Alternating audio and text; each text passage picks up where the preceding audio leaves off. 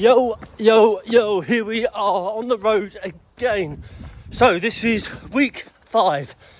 How quickly have the last 4 vlogs gone? You wouldn't believe it. Can't believe I'm week 5 already. Don't know how many days I've got until the month. I didn't check. But it's around 90 days, shall we say. 28th of April, mid-February. So, yeah, not long. Well, I had to come off and go and look. I have a countdown calendar so that I can reflect, see where I'm at. 75 days, 12 hours, or whatever, 23 hours, sorry. So let's say 76 days. So it's closer than I thought it was. But I feel that I'm on good track with my run. Today's base run, 4 miles. It's supposed to be 44 minutes. I can probably do it in about 35. So I'm trying to ease back on my pace a little to keep within my parameters. Because I had a massive wake-up call this weekend.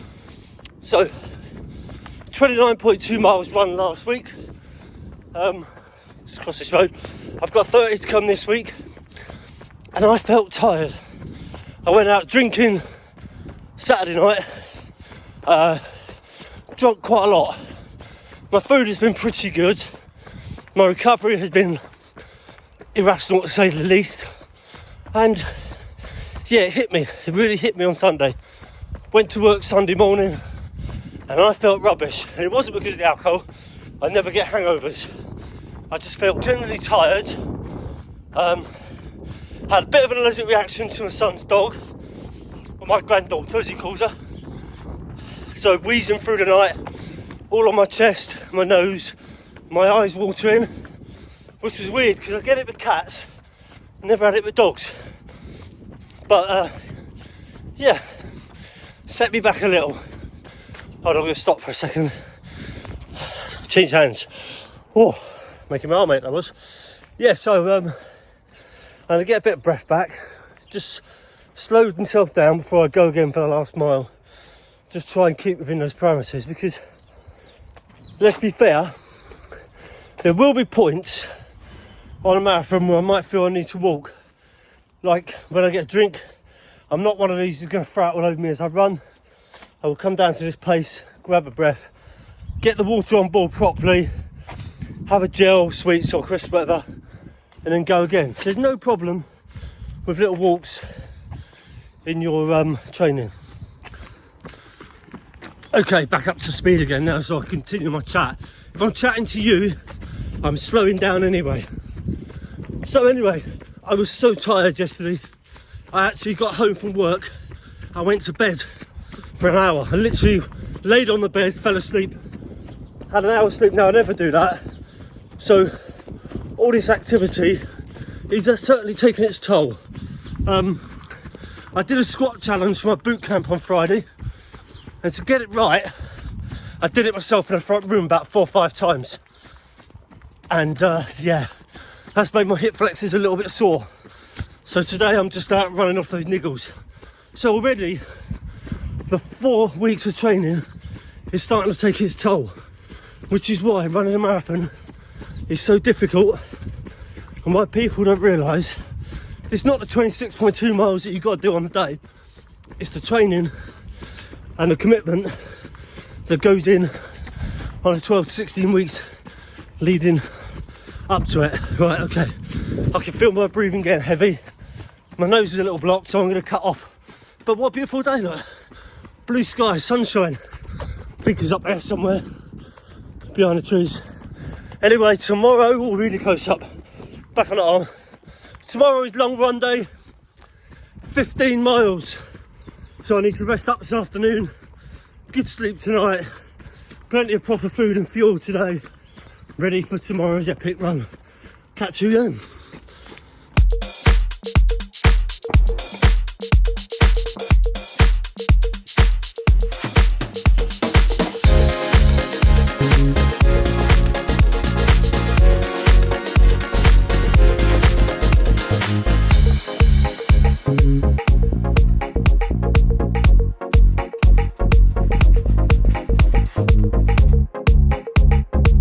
So,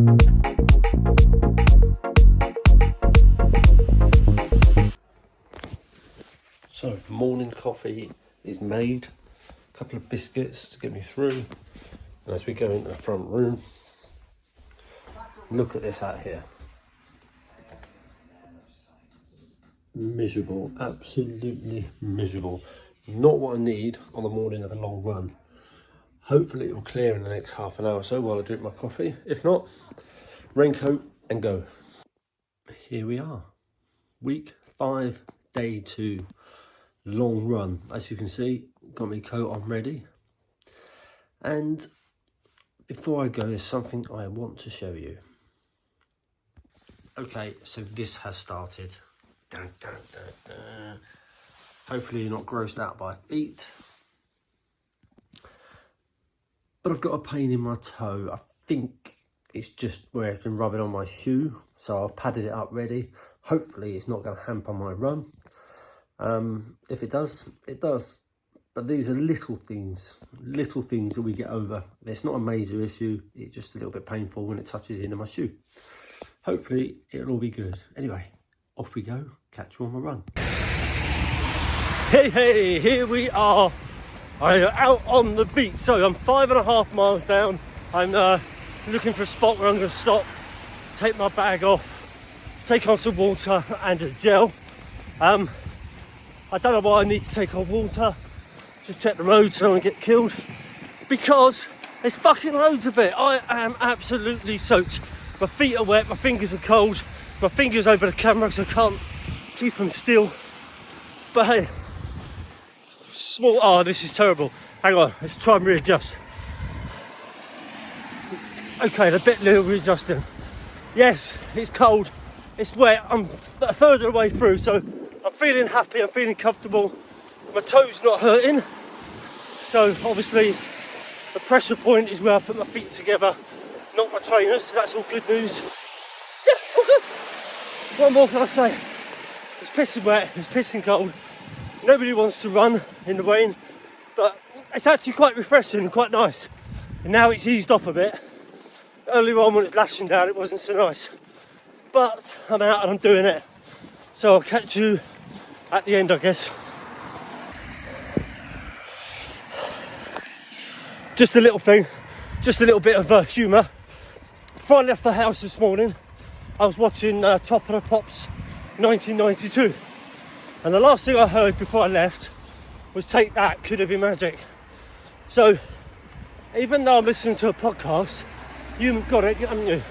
Every time there's a small gap, all I can hear in my head is bloody "Take That, Could Have Been Magic." So, I reckon I'll get to about 8 miles and then put music on, get that shit out of my brain. Anyway, off we go. So here I am, I'm back again. I've broken it, I've done it. I am on 14.25 miles. So I'm into my last mile. So I'm jumping back on here to let you know I'm still wet, but I'm happy. I'm moving well. Yeah, it was a 2:10 half marathon, which is quite a good time. So if I can keep that pace up for a whole marathon, I'm looking at 4.5, which is where I want to be. Anyway, I am going to finish off with a little thought for you. Monday morning, when I went to bed, 1:30 in the morning, there was some terrible news breaking. The Kenyan runner, Kelvin Kiptum, had died in a car crash at the age of 24. Now, a little bit about him, if you don't know who he is, he's obviously a Kenyan, he's a runner. He broke the 2-hour marathon record. He was also the winner of the London Marathon last year. And he was a young Kenyan lad who had started to break the dominance of Mo Farah and the other Kenyan, Eliud Kipchoge, over the last decade. So he was somebody that was making real noises in the running world and was going to go on to dominate for the next decade, I can guarantee. However, his life was cut short in a tragic car accident where he overturned his own car. So there's the food for thought. He will be remembered as an athlete, as a record holder, and as a London Marathon winner. What will you be remembered for? Okay? So, whatever you do, whatever you're in life for, do the best you can and be remembered for that. Don't be remembered for the guy or the girl that made excuses. Don't be remembered for that person that quit and give up. Be remembered for that person that pushed through in times of adversity, pushed through when the going got tough, and made a name for themselves within their circle. I'm not talking worldwide, world famous, talking within your circle. I know I'm doing that. I already get people calling me a machine. I met a guy yesterday I haven't spoken to for a while. He's played football for me. He asked how I was getting on. He said he can't believe I'm still going. His first question was, how are your knees? Do you still wear that brace? And he was full of admiration for what I do at my age, my stage of life, where he can't do it in his 30s. So, there's your food for thought. Be remembered amongst your circle of friends, your family and your community in the right positive way. Okay, that's enough from me.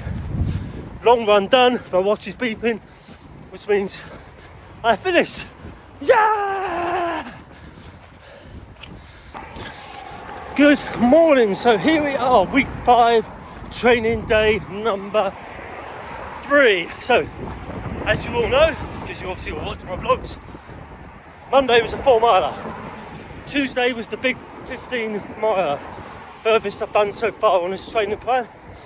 Yesterday I had a rest day, and I mean, I literally had a rest day. I got up, I went for a nice chilled coffee and a catch up with my son. I went over to the shops to grab myself some protein for dinner. Went home, just watched Trigger Point. That is really good. I binged it in 2 days. Series 2 done. So I went home, watched that, just chilled out, rested all my muscles, took on plenty of fluid, plenty of protein. Then went to work in the evening. It's quite an easy night at work last night as well. But nevertheless, I still managed for 10,000 steps for the day. So my body was still moving and it wasn't completely stopped like I'm going to do now for the road. Okay, so I actually stopped to the road. Something I've noticed over the last few days, weeks of running. When you get to the road, you want to stop, gather your thoughts, grab a quick breath, reset to go again. And cars always stop and let you cross, just when you need to have a little breather. But there you go, can't complain. There's another road. At least they're courteous, and I'm not going to get run over, which is always a bonus when you're out training. So, let's talk running motivation. What I'm wearing today, don't know if you can see that, Dementia Care, Alzheimer's t-shirt. Now this is another charity shirt where I run so many miles, raised a few quid to get the t-shirt. Now when you're training for something, motivation can go out the window really quick. Now if you go online, there's lots of virtual races you can do. You get a nice medal or a nice t-shirt, and it gives you the reason to go out.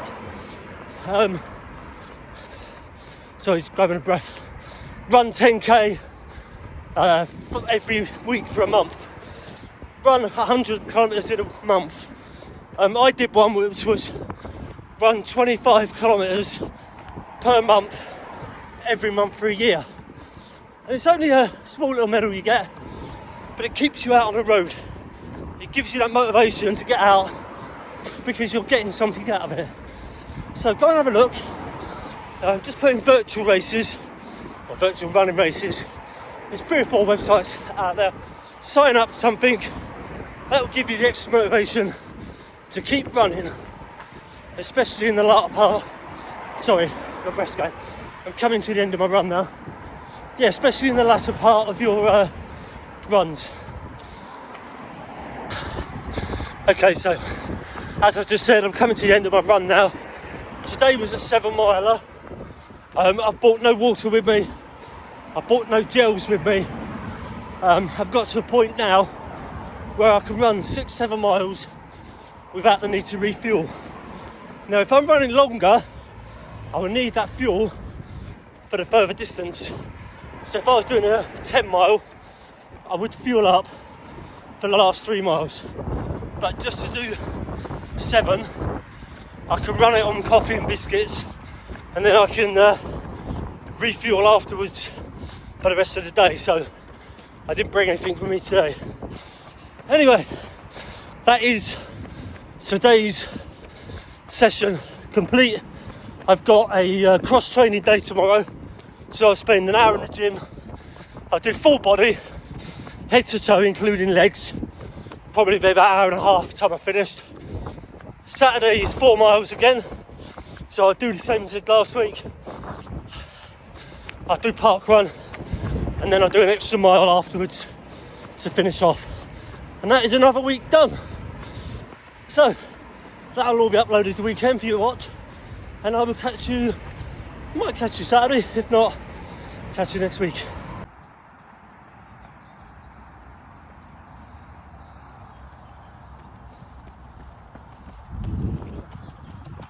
I once got asked what time the average person finishes a marathon. Nobody knows. The average person doesn't run a marathon.